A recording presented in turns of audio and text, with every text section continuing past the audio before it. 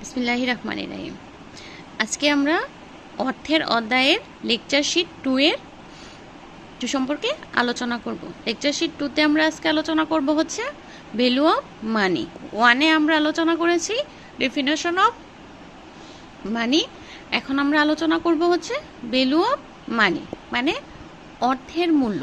অর্থের মূল্য জিনিসটা কি? অর্থের মূল্য বলতে আমরা অর্থের ক্রয় ক্ষমতাকে বুঝি। অর্থের মূল্য হচ্ছে একটা নির্দিষ্ট পরিমাণ অর্থ দিয়ে কি পরিমাণ দ্রব্য আমরা ক্রয় করতে পারবো, সেটাই হচ্ছে আমাদের অর্থের মূল্য। এই ক্রয় করার ক্ষমতা আবার দুই রকম। অর্থের মূল্য যে আমরা যে অর্থ ক্রয় করতে পারি, অর্থের মাধ্যমে দ্রব্য সামগ্রী ক্রয় করতে পারি, এটাকে যে অর্থের ক্রয় ক্ষমতা বলে। এই ক্রয় ক্ষমতাটাও আবার দুই রকম। এক হচ্ছে অভ্যন্তরীণ ক্রয় ক্ষমতা, অভ্যন্তরীণ ক্রয় ক্ষমতা, এবং 2 নম্বর হচ্ছে বৈদেশিক ক্রয় ক্ষমতা।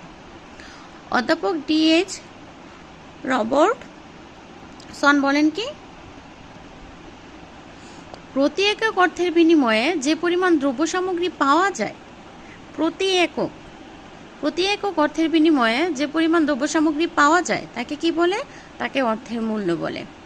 মানে ধরো 10 টাকা দিয়ে যে পরিমাণ দ্রব্য আমরা কি ক্রয় করতে পারবো, সেটাই হচ্ছে আমাদের ওই 10 টাকার মূল্য। কিছু অর্থনীতিবিদ আবার কি বলেছে, কিছু অর্থনীতিবিদ উভয় ধরনের ক্রয় ক্ষমতার আলোকে অর্থের মূল্যের সংজ্ঞা প্রদান করেছেন। কিছু অর্থনীতিবিদদের মতে মুদ্রার অভ্যন্তরীণ মূল্য বলতে দ্রব্য সেবার ক্রয় ক্ষমতা বোঝায়, আবার মুদ্রার বাহ্যিক মূল্য বলতে এর বৈদেশিক বিনিময় হার। এই মুদ্রার বৈদেশিক বিনিময় হার অর্থাৎ বিদেশি মুদ্রার অভ্যন্তরীণ মূল্য বোঝায়, বিদেশি মুদ্রার অভ্যন্তরীণ মূল্যকে বোঝায়। অর্থের পরিমাণ দ্বারা দ্রব্য মূল্য সরাসরি প্রভাবিত হয়। অর্থের পরিমাণ, যে পরিমাণ অর্থ, সেটা দিয়ে দ্রব্য মূল্যটা সরাসরি প্রভাবিত হয়। ফলে অর্থের মূল্যের সাথে এর পরিমাণের সম্পর্কটা কি থাকে? বিপরীত থাকে। অর্থের মূল্যের সাথে অর্থের পরিমাণের সম্পর্কটা আমাদের বিপরীত থাকে।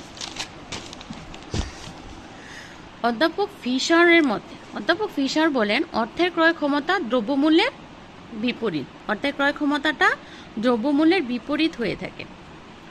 অর্থের মূল্যের ধারণাটা আমরা একটা উদাহরণের মাধ্যমে আলোচনা করতে পারি। উদাহরণ, মনে করি কি 1 কেজি চাউলের দাম 40 টাকা। 1 কেজি চাউলের দাম হচ্ছে 40